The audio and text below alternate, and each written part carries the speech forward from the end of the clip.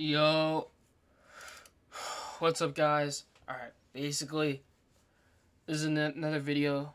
Basically, last week, something was up with my RAM in my computer, my PC, and something was up with the motherboard, so I had to go get it fixed. Because I tried to fix it, but nothing changed, so I just got it fixed. And that was like Thursday, Friday, Saturday, because I put it in Thursday, Friday. They told me everything, and Saturday I picked it up. And I just didn't feel like posting late in that week, and then probably like it just wouldn't make sense because I also wasn't there Sunday really. And but yeah, now we're here, so let's just get back into it. Available than ever before, and yet most people. Whoops. This is what's it called? Oh, let me close this tab. This is The Death of Mainstream by Patrick CC. People feel like there is something missing. There was once a time where it felt like we were all on the same wavelength when it came to entertainment. Also, I'm gonna go somewhere soon, so I don't want to put this on my head because I don't want to mess my hair. And pop culture. Everything felt more impactful. Movies were bigger. Music spread further. Famous people were actually famous. Awards meant something. And if there was a shocking story in the news, it was impossible to miss. It was much easier to have your finger on the pulse of pop culture, and it created this bond that we had together as strangers. And we took it for granted. Yo, I know there's like no streaming services now, but like Disney Channel and like Nickelodeon was way better before. Hold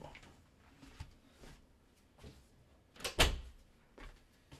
Alright, well, like I know there's like Disney Plus and all that, but like now kids like because now that bond is gone, TikTok. The world of entertainment, music, movies, shows, social media feels oversaturated, confusing, and dull. I bet most of you can relate to this. How many times these days does someone say to you, "Hey, did you hear about," or "Hey, did you see?" And not only is your answer no, but you literally have no idea what they are talking about. Life wasn't always like that. What we are missing today and for the past few years is a monoculture, which is essentially one culture that all Americans are connected to. Sometimes I even call it the death of mainstream, because nothing really feels mainstream anymore. Every decade had their own version of monoculture that was seemingly easily defined. But what will define the 2020s? Monoculture is dead. And for anyone watching this that's like a teenager or younger, it means nothing because they can't relate to that experience. But literally anyone older than that remembers their version of monoculture and probably misses it because it represents a much more simple time. Every generation before Gen Alpha had limited options for entertainment, and they thought— No, that's true,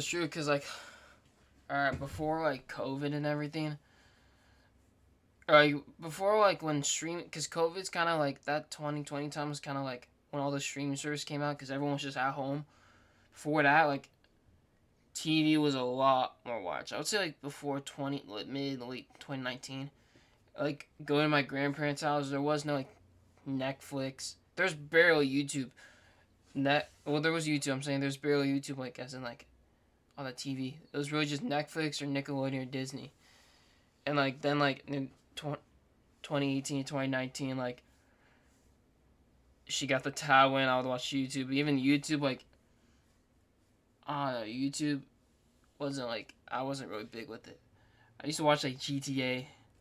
It was a burden, flipping through TV channels saying, "Oh, there's now nothing to watch." But now our options are infinite. 3.7 million YouTube videos uploaded every day. One streaming service with every song ever made and 100,000 new songs being uploaded every day. Dozens of subscription services with thousands of movies and TV shows. A literal endless singular feed of short-form videos that one can spend hours without realizing the time has passed. And despite having access to all of this content, a lot of us feel bored and disconnected from each other. Well, today I want to talk about that feeling like something is missing. I believe it is tied to the death of monoculture. So let's dive into how we got here, where it went wrong, and actually why some of you might consider it to be a good thing. Entertainment has always evolved based on the available technology. The easier it is to consume, the less impactful it is. Movie theater ticket sales had their all-time peak in the US in 1946. Over 90 million weekly admissions were recorded, which means that about 60% of the US population went to go see a movie that year. Now, were movies objectively better in 1946? Absolutely not. There were just less of them, and less entertainment overall. The introduction of the television likely slowed down movie ticket sales, but opened up a whole new opportunity for entertainment: cartoons, sitcoms, and of course, ads. You've probably never heard of Spokio, Truthfinder, or Been Verified, but they've definitely heard of you. These are data brokers. Their entire business model is collecting your personal info and selling it to anyone willing to pay. They provide reports like this that have information about you, including your contact info, and by accident, it's being packaged with it. They're probably paying off politicians, so this continues to remain legal. That's why I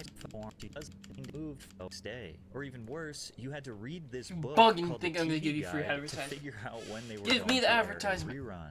Plus, there were only a few channels, so competition for attention was fierce. But that also meant that millions of people were watching the same thing at the same time. With most households operating on 9-to-5 work schedules, the only time carved out to entertain yourself was between 7 and 10. This was known as prime time, and that's when the few good shows were on. Families watched the same things together, and a new episode airing at 8 p.m. on a weeknight could dominate school hallways and office break rooms the next day. Worst case scenario, you could stay up for late night television where Letterman would catch you up on all your pop culture news. We were connected as humans, kind of operating on the same wavelength, and the entertainment added to our humanity. That is, unless you were entirely disinterested from the few available shows and movies, then you had no other options, your life sucked, and you were looking for other forms of entertainment like heroin. But at least back then, it didn't have fentanyl in it. But the way people consumed movies and televisions stayed relatively the same for decades. By the 1970s, 95% of households had a TV in it. And then in the 80s and 90s, there was a massive uptick in available entertainment, like an entire TV channel dedicated to showing music videos, or an entire channel dedicated to showing cartoons. But even with more niche options, primetime shows still dominated pop culture, and Americans still felt a sense of togetherness through a somewhat limited availability. Is music not hitting the same anymore? Doesn't it feel like you used to have a connection with others based on a shared love for the same music? Well, music had a similar permeating connection to monoculture with a few key differences. For most of the 20th century, music was somewhat of a luxury. Today, for $15 a month, you can get access to every song ever made and 100,000 new ones uploaded daily. $15 used to get you one album, and you had to take your happy ass to a record store and physically buy it. And if the album was in high enough demand, Dang, that's they might crazy, not though. actually have it. And that seems like a dumb thing to say, but in our modern culture, entertainment is never not available to you. These stores often had a strong sense of community and served as a gathering place for music fans. It wasn't unusual for artists to stop in and play mini concerts or sign albums before an appearance in a particular city. When people bought an album, they were now invested. They worked hard for that money. So to get the value back, they actually listened to the whole thing. They even tried to like the songs that they didn't initially like because they paid for it, which ultimately made them appreciate the artistry on a different depth. This uninterrupted focus on the music built a deeper connection from the fans to the artist. Now, like 1990s, 1980s, 2000, okay, 1990s to 2010 was peak music. Now, there's a lot of good music. It's just like, cause like around like 2015 is like when I would say like peak autotune was like used all around. Now it's like autotune, but like in a weird way, where it's like, and there's like AI rappers now, bro. Like there's AI Playboy Cardi.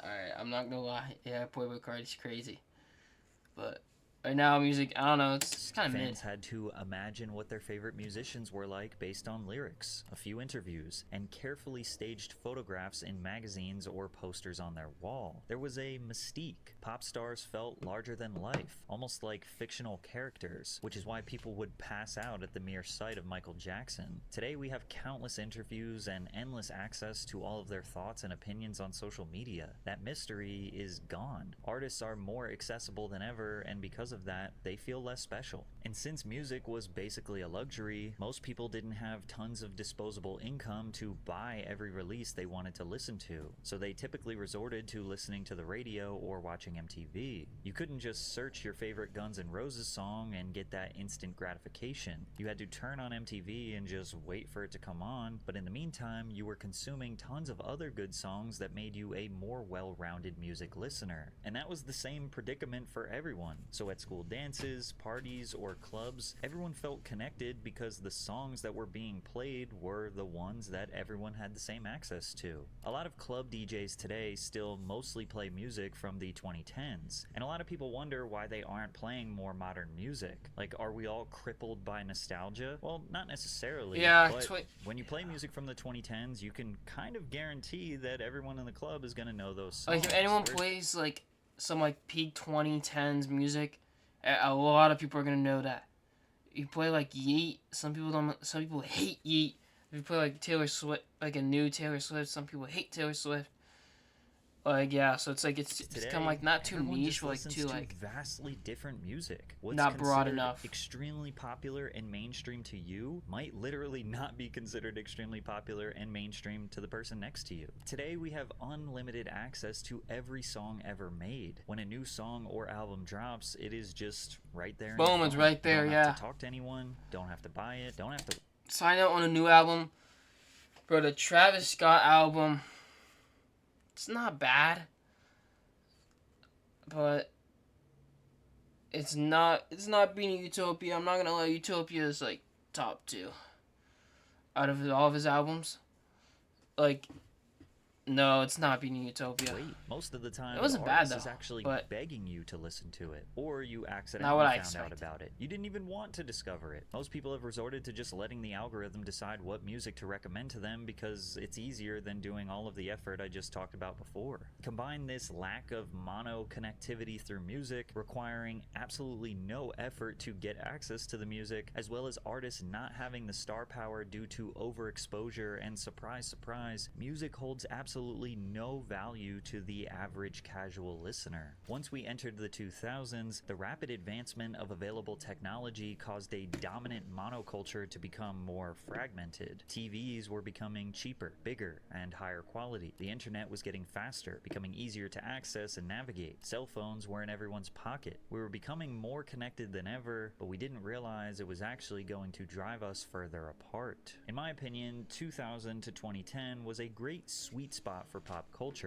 I would describe today's culture as everything all at once. And the early 2000s was the same, but it was slightly more manageable. Let's start simple. Movies. Here's a graph of every movie released per year around the world. You can see the quantity of movies released remained relatively the same from the early 1970s to the late 1990s, and it just started slowly ramping up in the 2000s before it exponentially exploded. Back then, there was a rhythm to it all. You'd get 2 or 3 massive blockbusters every summer, movies like Spider-Man, Pirates of the Caribbean, or The Dark Knight. No.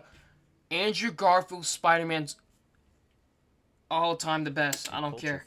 And the second one's even good too. Second one is like smaller budget, such a trend to hate on it. Just simple films rise to the surface. Movies better like than Eternal both Sunshine of the Spotless Mind, Little Miss Sunshine, Juno, and Requiem for a Dream. Everyone kind of knew what was coming and when it was coming, and that predictability created a shared sense of anticipation. Even smaller budget films had a shot at becoming massive, and the reason they had a shot was because people actually went to the theaters. Our last peak in movie theater ticket sales was in 2002 when 1.5 billion tickets were sold. But even if you didn't go to the theater, we had these really cool look at the billion strike.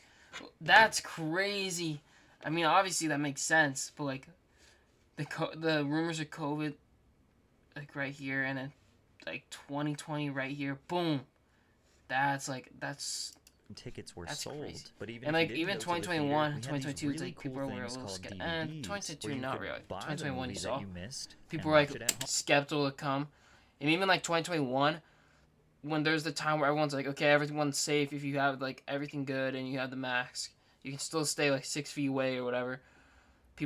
There's always those like people that like home. They're a And little if you doing didn't too want to much. I commit was to like, buying relax, it, bro. no worries. You could rent the film for a few bucks by going to this magical place called Blockbuster. What about This is a Redbox? store where you could essentially browse all of the movies that you didn't get That's the it. chance to Redbox see. is You would peak, actually bro. talk to the employee who worked there, and they would give you a recommendation or tell you what everyone else is renting. Sometimes a movie was in such high demand that all of their copies would be rented, and you couldn't get it. Imagine that. Imagine any form of entertainment being unavailable for you today. Scarcity created demand, and it made the film more exciting. It made you want to watch it more. Most of those crappy yet special early 2000s comedies were the perfect films to pick up at a Blockbuster, and people loved that place. The company earned $5 billion in revenue in 2004. The point is that you and everyone around you had this physical connection with the entertainment and was actively using their brain to choose what they wanted to consume. TV still had a somewhat similar rhythm in the 2000s. Primetime was still valuable airtime. MTV was in its best era, in my opinion, having a plethora of terrible yet oddly captivating reality TV shows and experimental series, while still having their sister network, MTV2, play music videos 24/7. It was one of the most versatile eras for mainstream music, with lyrical rap, crunk rap, rock, emo rock, country, pop, EDM, R&B, and countless other genres in a healthy rotation on MTV and the radio. It was just on the cusp of being overwhelming, but having it all contained on MTV and VH1 made it still manageable to keep up with. Kids were absolutely consumed by Nickelodeon, Disney Channel.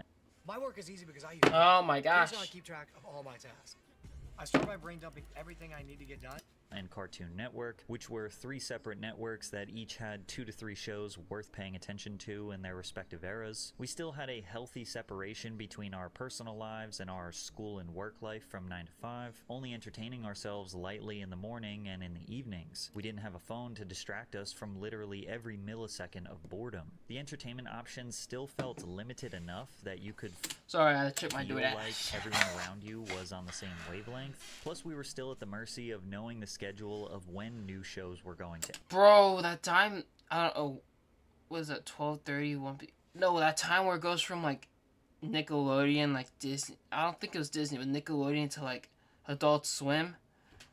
I don't know. I think they purposely put, like, a scary, or, like, a, not scary, but, like, intimidating episode or, like, intro as for their transition, because as soon as Adult Swim came out, I was like, yeah, I'm done. But that started I'll, to like, die kick when rocks, cable bro. companies provided DVR capabilities. You could now record your favorite shows and movies and watch them later whenever you wanted. This was the beginning of the streaming service era takeover that so many people today loathe. Today, you may feel like you are not as connected to the culture because 1, less people are going to the theaters, and 2, the DVD and TV business has been demolished by streaming services like Netflix, Hulu, HBO Max, etc. Being able to stream anything, anywhere, anytime, all while being alone in your room means there's no anticipation, no excitement, nobody to share the experience Facts. with, and therefore, no real reason to watch. Which is why you simply scroll and scroll through endless choices, waiting for something to magically grab your attention, waiting for something to give you a reason to watch, but it just never happens. On a lighter note, every now and again, we do have a monoculture moment. I think back to the Barbie movie where girls were excited to dress in all pink and drag their boyfriends to the theaters, only for the guys to immediately after drag their girls to see Oppenheimer. Oh,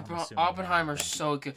Barbie wasn't bad either. Fell asleep. I mean, I think back to Squid Games. It's like, what do where you it felt expect? like everyone and their mother was Oppenheimer? blindsided by this dystopian critique of capitalism disguised as a fucked-up game show. As far as films go, it feels like it's only every couple of years where there is a moment that we are all in sync, when it used to be literally all year, every year. I can't even remember the last time music had a monoculture moment. I mean, sure, radio is still kind of relevant. TikTok made popular songs more popular, but there's so much music all over the place, all the time, that I don't even know what anybody's listening to anymore. For TV, Yellowstone, Severance, White Lotus, Love Island, I mean, they are extremely popular, but can we say everyone is watching those shows? Yeah, I'm not gonna lie, if you're watching Love Island unironically, you get, bro, you're cooked. I'm cooked. I just found out I have to Those actually meet my shows Uber driver. define this era. To I bet there are get a ton outside, of you watching that are like, I didn't watch a single one of socialize. those shows. The irony of it all is that the death of a unified fucked. culture everyone seems to be feeling came with our pursuit to be more connected than ever before. Because the adaptation of the internet and social media into our everyday lives was the nail in the coffin for monoculture. By the turn of the century, everyone with extra cash had a computer somewhere in the house. Our parents were using them to basically replace what the newspaper did for decades. As the desktops and internet connection got faster, we looked at forums, chatted through AOL Instant Messenger, played simple flash games on Newgrounds, and even bid on random antiques from eBay. Being connected to random people all over the world was beautiful. You were no longer limited to the thoughts, beliefs, and interests of those in your geographical location. The internet was still somewhat difficult to navigate. Interacting with my drivers. I know this is not related, but cause bro, I know I'm granting. I had an experience with one of my drivers. Like, I literally the meal's 20 with the meal. Okay, in total with the before the tip, it was like $26. With the tip, it was like I gave her no.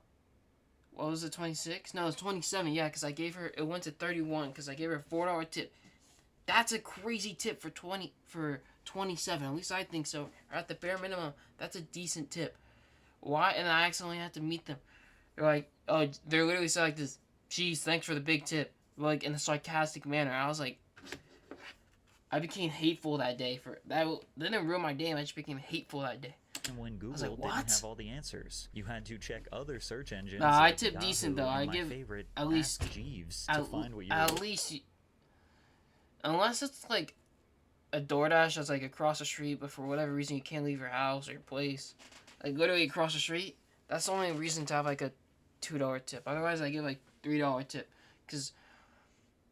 but even then, sometimes I only put $1 and I give them in cash because it wasn't. I'm pretty sure there's like a whole scandal like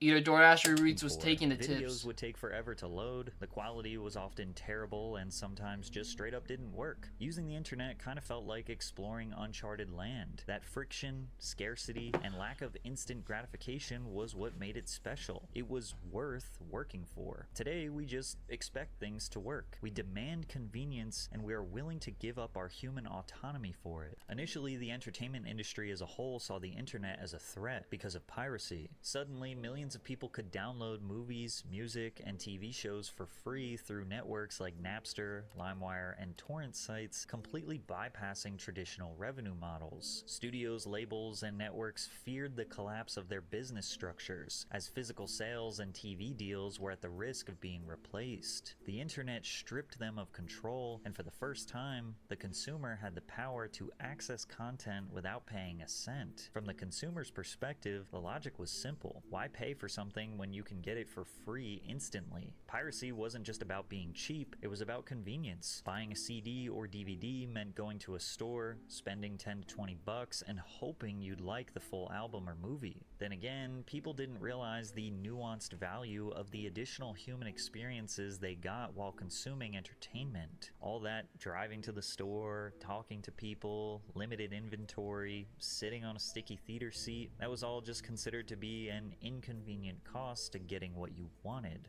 But you couldn't argue against the value that the internet brought to individuals. It gave everyone a voice, a platform, and endless options tailored exactly to their preferences. And that ramped up significantly in 2003 when MySpace became the first widely accepted platform for social media. By 2005, the platform had around 300 million users and had an estimated valuation of over $10 billion. The platform allowed people to share their personal passions and stories as individuals. If nobody in your real life aligned with your interests, you would be able to find a community of like-minded people online. People started calling random strangers on the internet their friends. They became invested in their lives. People do that now, bro. It's a little weird. In their geographical location. Your connection to random people around the world started to make you disconnected from those physically around you. Slowly, the digital world began to feel more important than the physical one. As platforms evolved, first with Facebook, then Instagram. Facebook is terrible!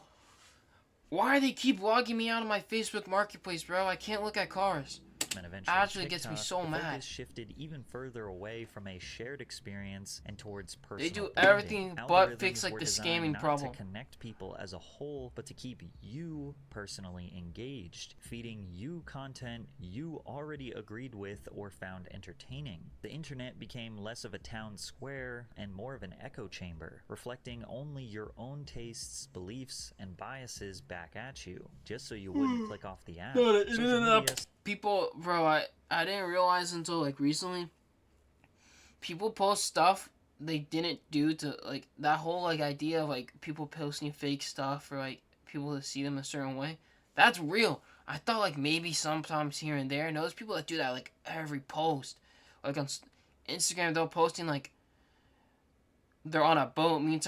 Meanwhile, they're like it's their friends that they just send in the stopped group being chat. Like about that's real, community bro. and became a Or like they stage bought where something. Or everyone like, was the main character of their own story. No, It made it's individuals feel more like powerful weird, than bro. ever, which could be considered a good thing, but it also created a cultural landscape more narcissistic, divisive, and isolated than any era in history. So the reason why movies, TV, YouTube, social media, and literally all other forms of entertainment don't feel the same is a combination of really complicated nuances. However, with a shift in mentality, you could look at all of this as a good thing. If you are a strong-minded individual, introverted, or just someone who doesn't really care about a sense of community and those around you, you are in the golden ages. For decades, if you didn't fit into the narrow lens of what the mainstream deemed valuable, if you didn't like the biggest pop star, or wear the right clothes, or relate to the quiet one, the one who didn't belong. But now, the internet I'm how not gonna lie, bro. You're people. yapping. Do you like stapling bread to trees? So do 335,000 other people. Today, What? a girl who was once mocked in school for drawing anime characters in her notebook can become a full-time artist with a fan base of thousands or millions. A kid who was laughed at for making weird songs on his cracked BandLab app Yeet. can go viral on TikTok and then chart on the Spotify Viral 50. A filmmaker I'm not with gonna lie, no I'm a yeet connections glazer. and no budget can put their short film on YouTube But he does say and some have it stupid resonate stuff. with millions of people around the world. These Yo, stories YouTube were short films impossible in the monoculture era because the always gatekeepers gas. decided what was and what wasn't. Before the internet, independence was next to impossible, and today the gatekeepers have less power than ever. So maybe entertainment feels more chaotic, more overwhelming, and less special. Maybe we are no longer all connected under a simple, easy to navigate monoculture, but there is more opportunity than ever for a small independent creator to get a taste of that success. And for consumers, if you know what your interests are and do not let algorithms decide what you want to watch and are willing to do the tedious task to actively get outside of the echo chamber that these algorithms are trying to hold you in and find that one quality